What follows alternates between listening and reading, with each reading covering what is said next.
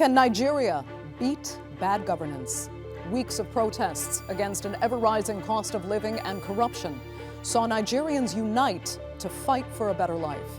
But after crackdowns and curfews, will their determination force any real change and stop more people from sinking into poverty? I'm Andrea Sankey, and today's newsmaker is Nigeria.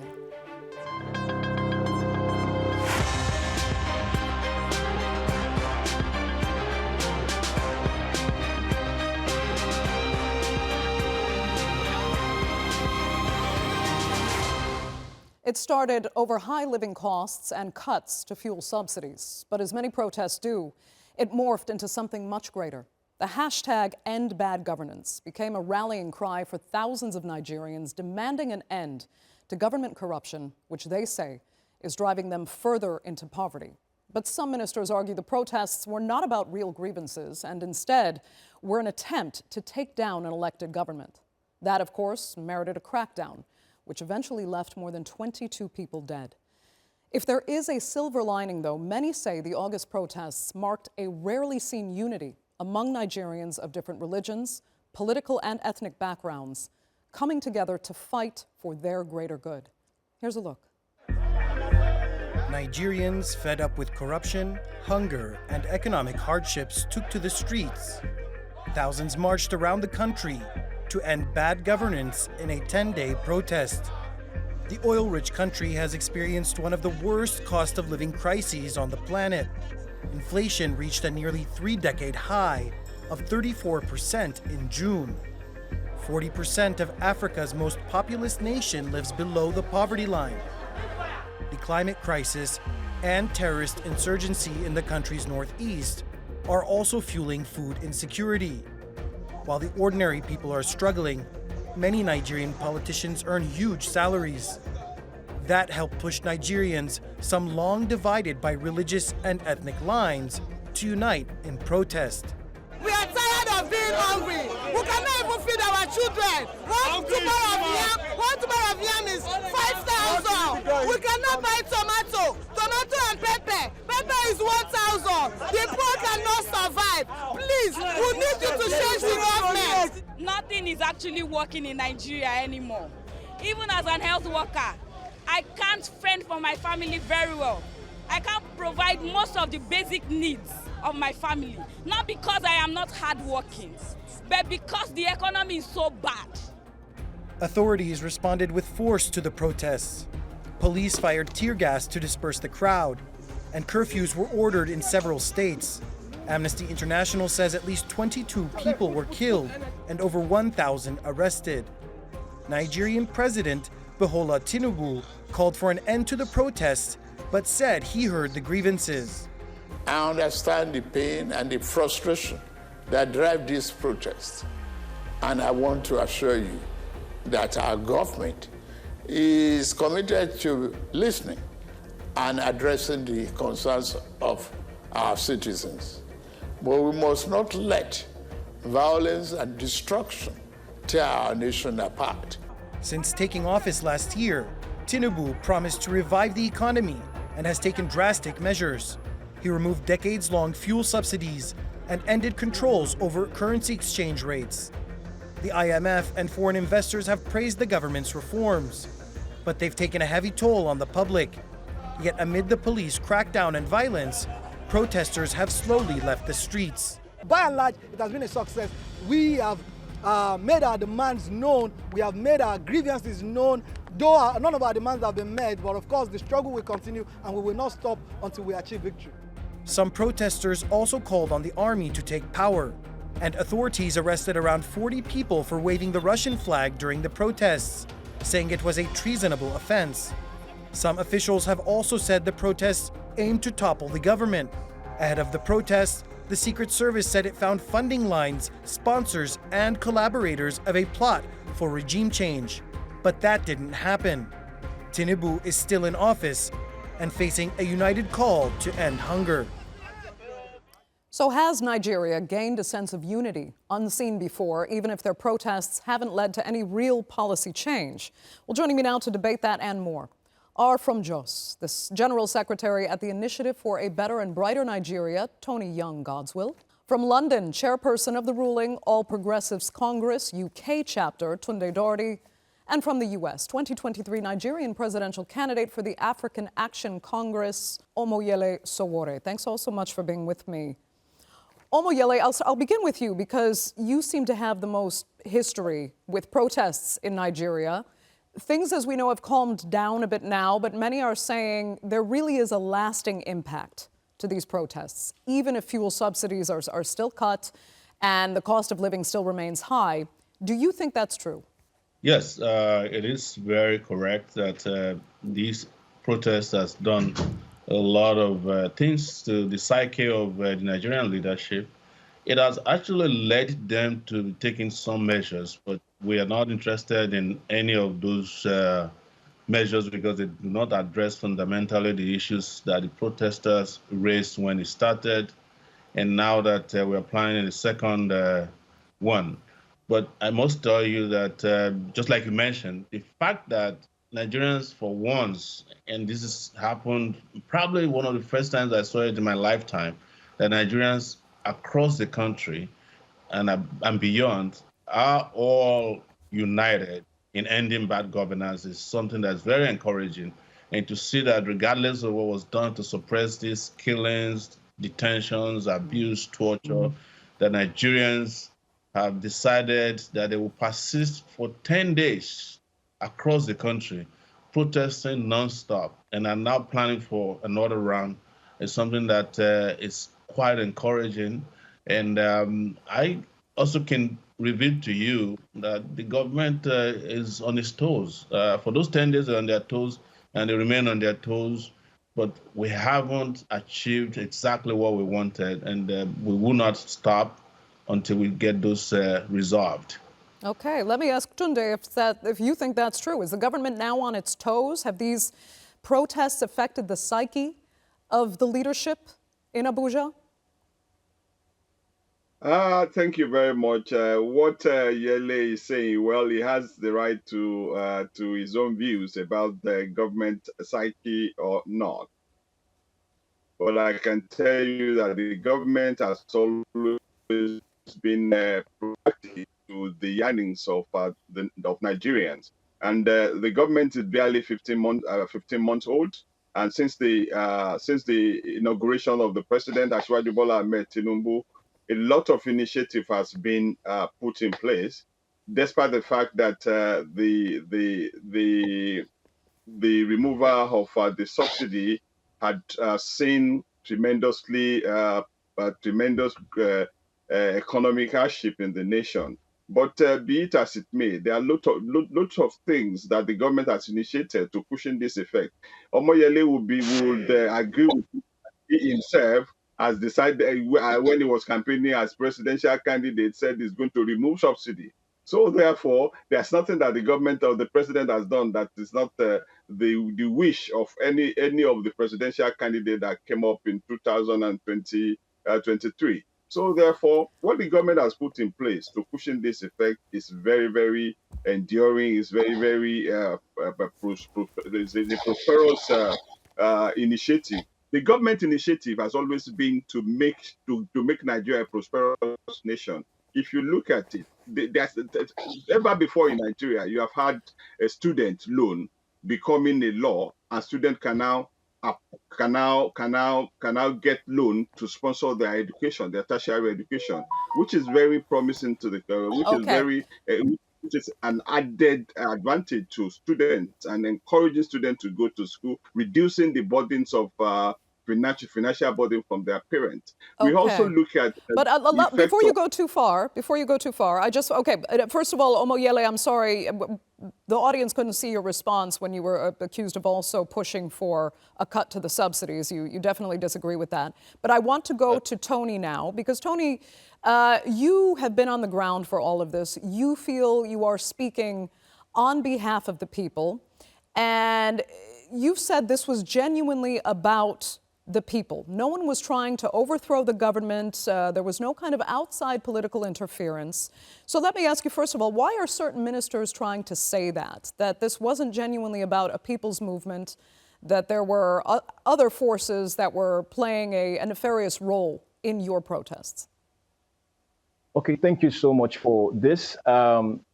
You see, one of the problems that we have in Nigeria, one of the problems that we have seen over the years in Nigeria is the fact that our leaders try to politicize everything that happens in our country. You know, look at the protest that is happening, and you get to hear some of the leaders trying to blame this particular politician for being the brain behind the protest, and that other politician or a political party for instigating the protest. Look, this is not true.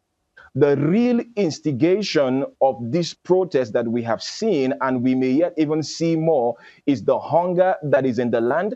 It is the insecurity that is in the land. It is the lack of employment that is in the land. Today, Nigeria boasts of one of the highest number of youths. Over 60% of Nigerians are below the ages of 25. Now, this should have played out positively in our economic situation, but we see that most of our youths are unemployed.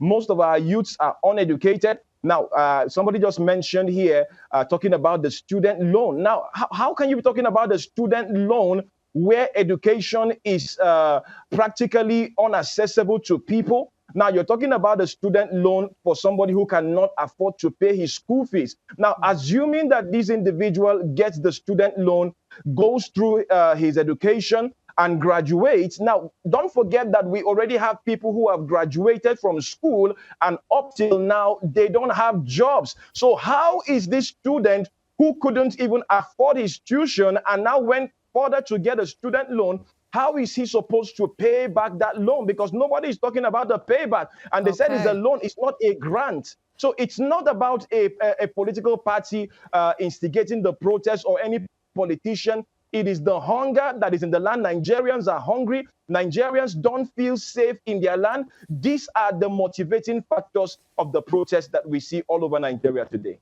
And Tony, I mean, yeah, you say people are hungry, and you've mentioned the student loans issue. Talk just quickly about how bad other conditions are for average Nigerians right now. I mean, when we talk about the cut in the fuel subsidy, this is not a minor issue for the vast majority of Nigerians. If they can't afford fuel, they can't afford to do their businesses, they can't afford to run their households. You're right. You're right. It's so bad. And like I say, when I speak, I believe I'm speaking for every Nigerian out there. I believe I'm speaking for the lowest of the lowest Nigerian out there. It is so bad right now that people who could even afford to eat twice a day are struggling to eat just once a day. And that is because of the high cost of living. And it's so terrible that even in this condition where people are struggling to feed even once a day, you get to see on the news that the president has gotten a new vehicle. You see on the news that they've gotten a new yacht. You see humongous spending of funds that we claim are not available to give Nigerians a better today and a hope for tomorrow. Okay. So it's so bad. It's really, really bad. People who have small businesses can't even run their businesses because the cost of fuel is so high. Yeah. It is terrible. It is terrible. I have to come back to Omoyele for a second, because actually Tony brought up something that, back in November didn't just make headlines in Nigeria, it actually made headlines in major international news organizations about the discovery that the Nigerian government had approved budgets for a new fleet of SUVs for top officials, for a yacht for the president that had arrived but hadn't quite even been paid for yet because that money was barely there in the first place. How much is this still accumulating with the people that are taking to the streets now and asking for this end to bad governance? Well, let me correct on your show that I never advocated for removal of subsidies. In fact, I mentioned that. Yeah. Yes, that said we can't remove subsidies because that's a lifeline for the majority of our poor people. When you talk about the cost of governance in Nigeria, you know it globally. Nigerian lawmakers, officials are the highest paid in the world, but Nigerian workers are the lowest paid in the world. So why these guys in government advocate for maximum wages for themselves? They ask for minimum wage, and the wage of an average worker in Nigeria is less than $30 a month. I know of students here in the US who make $30 an hour. So how do you survive on that? And you talk about the president just last night, and you can track this, a jet was delivered to the president. It cost over $150 million. They bought it for $100 million from a German bank and upgraded it with all kinds of gadgets, including medical equipment, I heard, for another $50 million. It was delivered last night. The vice president's building was just rebuilt with another 21 billion naira. And the president bought the yacht. He renovated an old army barrack called Dodan Barrack, where dictators used to live, just for a place to sleep overnight for another 4 billion naira. And they have been stealing. Corruption has been a major problem with Nigeria. All these are documented. And anything you're hearing from him, by the way, came from proper investigations, because I was an investigative journalist before I got involved in partisan politics. So the Nigerian people who bear the brunt of this mismanagement across board are laboring under the yoke of irresponsible and expensive governance. That is why 15 demands we put out there go to the core of how to reduce the cost of governance and to cut corruption and to ensure that they demilitarize the country. Their response, as usual, is to go out there and kill more people, jail more people, harass, and ensure that Nigerians do not enjoy any good thing from their resources in the country. Whereas the few minority of the people in leadership, less than 1% of the country, live lavishly. Right, the top 1%, indeed. But I need to get Tunde's kind of defense for this. I mean, how does the government defend itself in that respect when you're buying new airplanes and yachts for the leaders, while the average civil servant working for the government in Nigeria makes what, $67 a month? I mean, he was talking about $30 a month for the average worker. It's $67 for someone working underneath the top government officials. Where's the disconnect here? I do not think that you need to compare the wages in Nigeria to the wages in the US or in the UK, because they are even so, still $67 a month anywhere on the planet is pretty abysmal for a civil servant. You look at the president. The president has just approved that minimum wage with over 100%. And you look at it, is it sustainable? Because the major sector that creates jobs are the private sector. So if you don't have more private sector and you have people relying on government job and all of that, how many Nigerians we have? Over 200 million Nigerians. If 80% of the employable population is employed by government, how do you think the government will succeed? So the best thing the government was doing is to empower the private sector, putting up initiative there to empower the private sector. Like my colleague discussant was saying in Jaws, Godswill, you're talking about no employment, no job. This government, since inception, has been putting up initiative for the youth of Nigeria to be employable. Look at the skill Hub Artisan program. Look at the digital and creative enterprise program. Look at the National Youth Academy being created. Look at the National Youth Talent Export program. That all of these things are towards making Nigerian youth employable. And all of these things, you can assess all of this so that if you have a good training, you can become an entrepreneur and you can become an employer of labor. That is what the government is doing. The government is trying to create an environment where you will be able to be an employer of labor and help Nigerians to grow. And at the same token, yes, there's no way about the minimum wage. What we're talking about, the minimum wage, $30.